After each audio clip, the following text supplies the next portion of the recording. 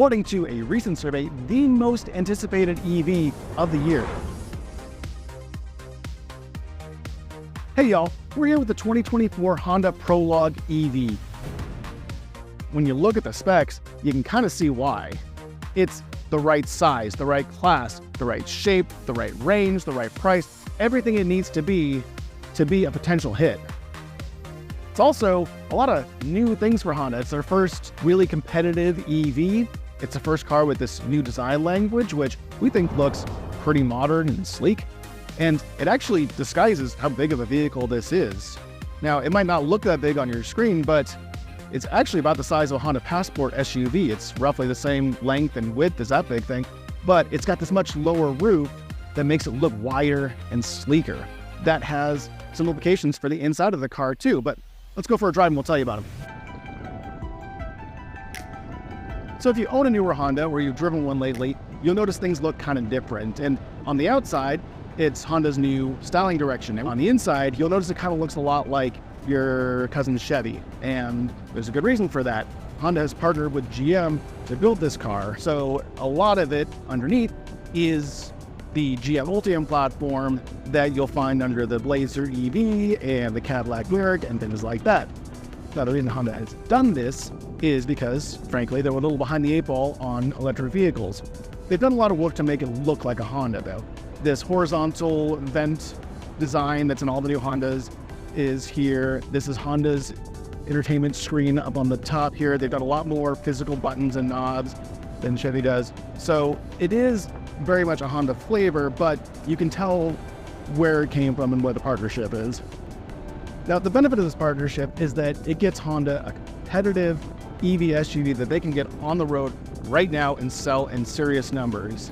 But they also had the flexibility in this partnership to differentiate the vehicle as much as they could so that it feels like a Honda and it's not just a badge job. So now that we know the backstory, let's talk about the Prologue itself, because there's a lot to like about this car.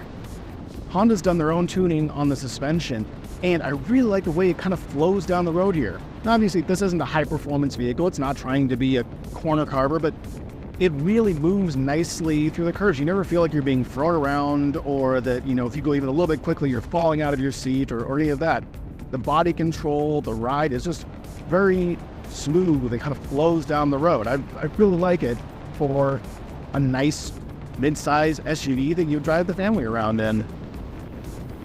It's also quick enough.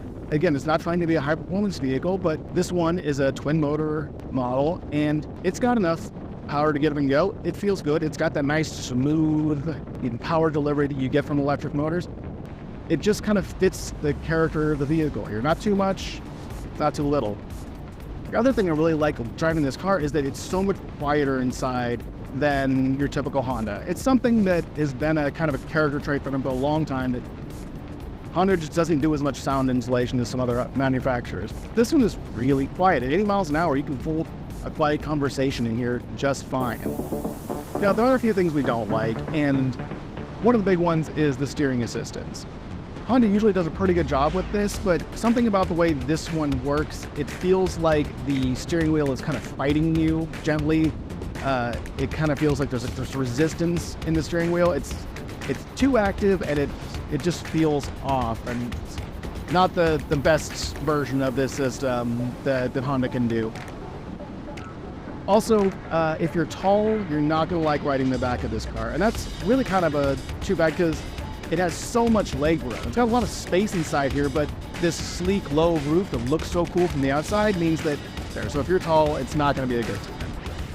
One other thing that's kind of take it or leave it is the charging. So this car goes up to 296 miles charged, depending on powertrain, but it only charges at 150 kilowatts. And that's kind of on the slow side for modern cars, and it's extra disappointing because the Chevy versions of this platform charge at 190 kilowatts, and Honda says that this is to protect the life of the battery. Fast charging can wear the battery out more quickly than slow charging, so they charge at a lower speed, and it just means that when you have to use a public charger, you're going to be there longer.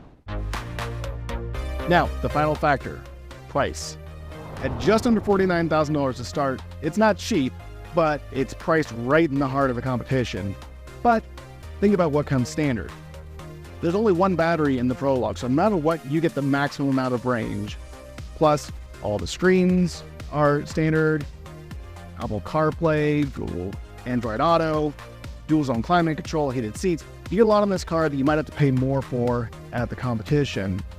Plus, Honda's going to throw out a few bucks to help you get a home charger installed and some credits for charging in public.